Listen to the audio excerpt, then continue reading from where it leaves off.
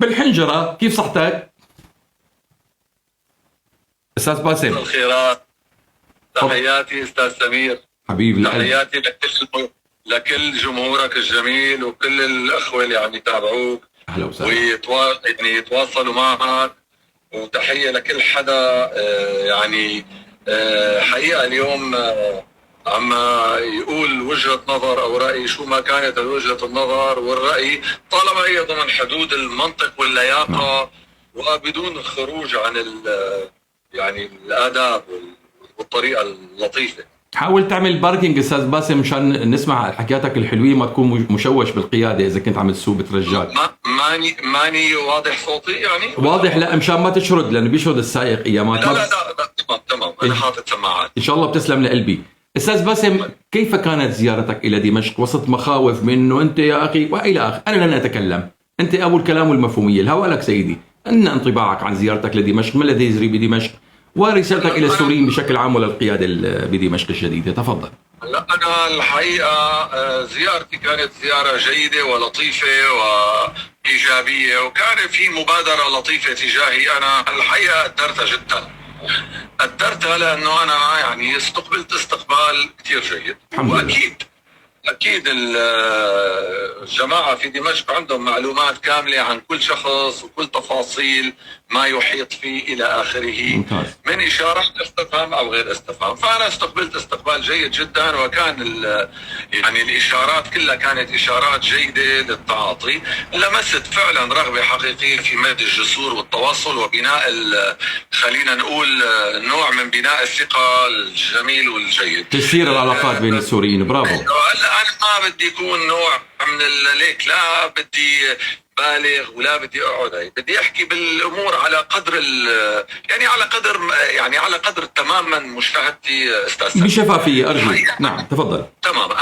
انا اجتمعت مع ناس حقيقه هن على قدر جيد جدا من الثقافه والمتابعه، ويعني على قدر جيد من المبثر الثقافي، على قدر جيد من طبيعة أو طريقة الحوار. يعني طبيعة وطريقة الحوار هي طريقة تشجع على أنك أنت تكون واضح صريح، تحكي بكل ما هو عليك ولك. نعم. وأنا كنت مرتاح جدا، وكانت زيارة موفقة. مع الصعيد بقى خلينا نحكي على صعيد الشارع بشكل عام، فكمان ردود الفعل كانت جدا جدا جدا إيجابية، وهي لا تعكس تماما الحالة أحيانا الشيء المسعور اللي بنشوفه على السوشيال ميديا.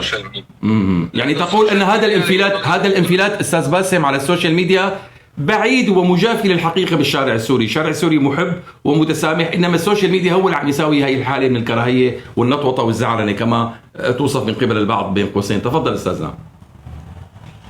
استاذ سمير، ليك لا يخلو الامر دائما يعني السوشيال ميديا هي حالة تكثيف لناس احيانا ما موجودين بشكلهم الفعلي بحالتهم الفعليه، واحيانا لمنصات تعمل بطريقه رقميه مدروسه، ما هي تعبير حقيقي، انعكاس حقيقي يعني مباشر.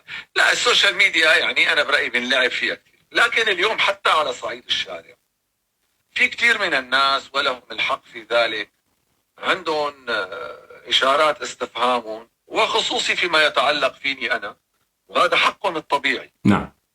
واليوم كثير من الناس أيضا عندهم مشكلة تجاه آرائي، مواقفي إلى آخره، وهذا أنا حقيقة رح جاوب عليه بفترة قريبة جدا.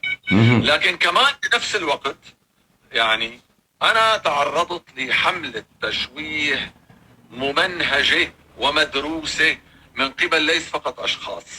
وأنا للأسف أيضا تعرضت لهجوم سيء جدا من زملاء في المهنة، عملوا تصفية حسابات ليس لأي سبب إلا الأسباب الشخصية، وليس على الأطلاق يعني تعرضت لكذب وتلفيق وأمور هذه سأوضحها. أخبرتني عن ذلك بالاتصال بيني وبينك، وقلت ستوضحها من خلال بودكاست وكشف وثائق وتسجيلات ومراسلات، حتكون فضيحة بجلاجل زي ما بيقولوا إخواننا المصريين. صدقني أنا ما بدي أعمل فضيحة أبدا. لا، في ناس عم يتهموك، يعني حق الدفاع عن النفس يا أستاذ باسم، عم يتهموك بأشياء خطيرة. يعني أنا صدقني هيك استاذ سمير، انا دائما كان عندي قاعده، وربما هي المساله تكون احيانا ما أنا دائما صائبه بكل الاوقات، يعني مو دائما الصح اللي انا بفكر فيه. انا بقول لحالي لا ترد على حدا، واللي بيكذب او بيعمل ادعاء بيجي الوقت اللي بيبين فيه كذبه، ولا يعني بالنهايه لا يصح الا الصحيح.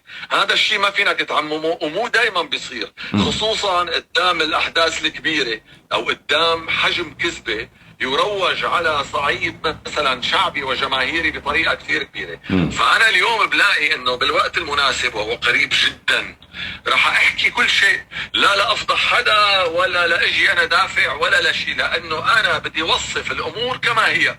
في كثير اسئله الناس بدها تعرف اجابتها وانا راح اقولها، حتى لو ما كان هذا الشيء ببودكاست، حتى لو طلعت انا حكيت فيه، حتى لو يعني كان هي، بس لازم بعض النقاط تتوضح، ما يضل في ناس عم بيقولوا هذا الشخص متهم بكذا او مدان بكذا.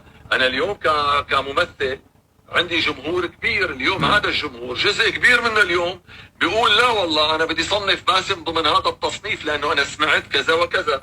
طيب انا من حقي اليوم مثل ما في ادعاء علي بالسوشيال ميديا بلا دليل ولا اثبات ولا اي شيء بيقول انه انا فعلا كنت عامل هيك ولا لا، انا من حقي اطلع ودافع عن نفسي بطريقه لا فيها توثيق حقك للشيء الحقيقي والغير حقيقي، لانه اليوم ضاعت الامور.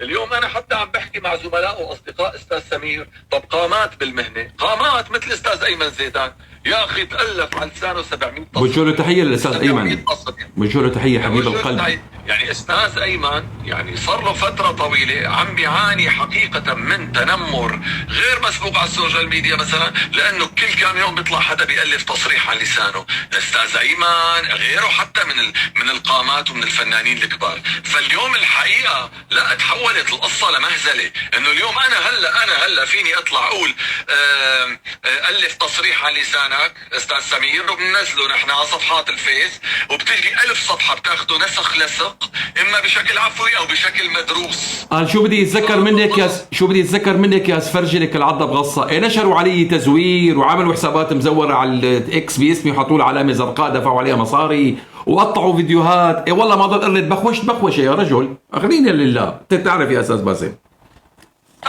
تمام اللي إلي بس اللي علي، وانا عندي من الجرأة الادبيه اني اطلع انا اقول انه انا بكذا وكذا وكذا وكذا انا كنت مخطئ تماما، وبكذا وكذا لا عفوا لي حق. طبعا. هل ترى ان حكومه دمشق او السلطه الحاليه بدمشق المؤقته قادره على لجم هذه الاصوات؟ ولماذا حتى الان لم تصدر قوانين بتجريم الخطاب الطائفي، خطاب التحريض، الادعاءات من دون ادله، حمايه الافراد من الجرائم الالكترونيه؟ ماذا تقول لسلطه دمشق بهذا المنحى؟ الا يجب ان يتحرك السيد الوزير ومعالي وزير العدل الآن لإصدار قوانين صارمة تحمي المواطن السوري يا أخي؟ هلا اللي أنا سألته نفس السؤال اللي حضرتك عم تسأله أستاذ سمير، أنا سألته لأشخاص أنا كنت قاعد معهم هن خلينا نقول يعني هن جزء من الآلية الحكومية الموجودة، وقالوا انه هي القوانين اليوم عم ينشغل عليها وراح تصدر قريبا جدا. مو بس لحتى هذا الموضوع يتم تجريم ناس مثلا عم يعملوا نوع من التحريض على وسائل التواصل الاجتماعي، حتى بالشارع بده يكون في نوع من الردع لبعض القصص والامور اللي بتصير اليوم. انت المجتمع بده يتصالح مع بعضه، لا ما في خيار امام السوريين الا انه يصير في نوع من التصالح الاجتماعي. بعرف انه الفاتوره كانت سيئه جدا والكل دفع ثمنها من السوريين، والحقيقه دفعوا ثمنها كثير من يعني اهلنا، وانا بعرف انه يعني اليوم ما فينك تجي انت نحكي بشكل مثالي، نحكي بهالشكل المثالي تبع انه لا ما بيصير. في ناس اخي دافعه دم، في ناس معانيه وشايف الامرين. يعني انت اليوم حقيقه هذول الناس ما بتقدر تلومهم على اي ردة فعل، بس كمان بالمقابل اليوم في حياه بدها تستمر، في منطق حياه بده يمشي. لانه انت اذا بتضل واقف عند هالنقطه خيو لا بنمشي اجتماعيا ولا بنتقدم على اي طريق من الطرق، واذا بده يضل الخطاب خطاب كراهيه طب كله بيوقف. طب الماضي بكل بشاعته خلص صار ماضي، في مستقبل اليوم.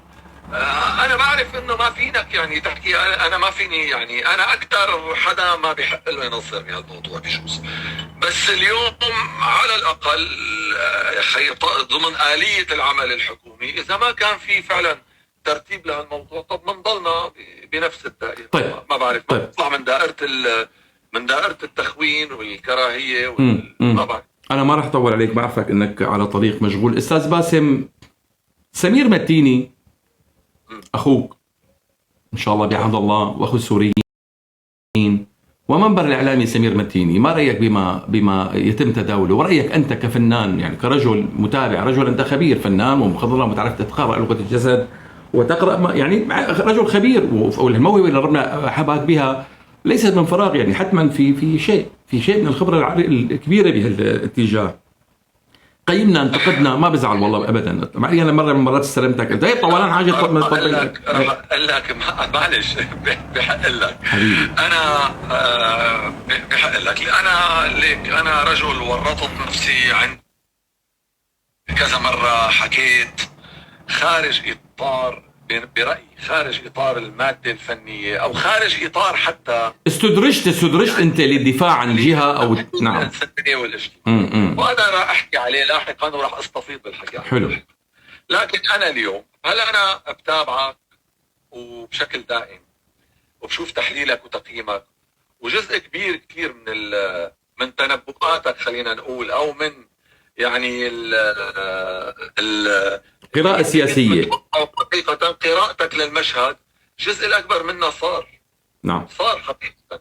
هلا أنا برأيي مصدر قوتك أنت استقلاليتك. نعم. أنت مانك خاضع لأي أجندة سياسية، لا لمؤسسة ولا لحكومة ولا لأي شيء. أنت رجل بتحكي اللي أنت مقتنع فيه بعيدا عن أي مصالح شخصية، وهذا مصدر قوة أي إنسان بده يكون هو منبر إعلامي مستقل. نعم. وبنفس الوقت هو مصدر قوته، لكن بنفس الوقت هو إذا ما كان قد حاله بيكون هذا ضعف. نعم. لأنه اليوم أنت عم تواجه أحيانا بكلمة واحدة، أحيانا ممكن تواجه مؤسسات خلينا نقول إعلامية ما بيعجبها رأيك. نعم. بس الفكرة اليوم لا، المنطق النظيف بيقول أي رجل شو ما كان رأيه، حتى لو بختلف معه بالرأي، حتى لو بوصل أنا وياه لخلاف يعني مستميت بالرأي، لكن واحد بمنتهى الوضوح والرجولة والقوة عم يقول أنا أتبنى هالوجهة النظر، ما فينك ما تحترمه بصراحة. فأنا بشهد لك أنه أنت حدا مستقل، واستقلالك دائما برأيك بموضوعيتك هو مصدر قوتك. أشكرك يا باسم، محافظ الألقاب. شكرا كثير. بتمنى أنه نكون صوتكم وصوت السوريين المستقلين، وأن نكون على مسافة واحدة من الجميع. نحن بهمنا الإعلام لازم يكون مستقل لصالح المواطن بغض النظر عن طائفته وقوميته. عندما ننتقد السلطة عليها أن تدرك أن ننتقدهم للتطوير وليس للتدمير. حتى لو احتدينا واستخدمنا المدرسة الأمريكية بالشو اللي هو الكاريكاتور السياسي وإلى آخره، أرجو أنه ما يتحسسوا. بتمنى لك مزيد من التألق والنجاح. سنلتقي قريبا إن شاء الله بحديث مطول. تحياتي لك وللمدام، تحياتي لك المتابعين، الأستاذة رنا الحريري. كمان بوجه لها تحية، بوجه تحية للأستاذ ياسر العظمي الجميل، أبو أنور، إذا التقيته بلغوا تحياتي، ولكل السوريين الحلوين اللي هن سفراءنا بالخارج، بالحقيقة سفراء السلام والمحبة والفن السوري العريق. قدموا صورة جميلة عنكم كسوريين يا سوريين، بلاها الشتائم والكلام البلاطعم. اتقوا الله بأنفسكم، سوريا ما بتنبنى غير بالحب وبالعدالة وبالصدق والعدل أساس الملك. شكرا أستاذ باسم، تحياتي لك. شكرا أستاذ، ممنونك أستاذنا، مع السلامة.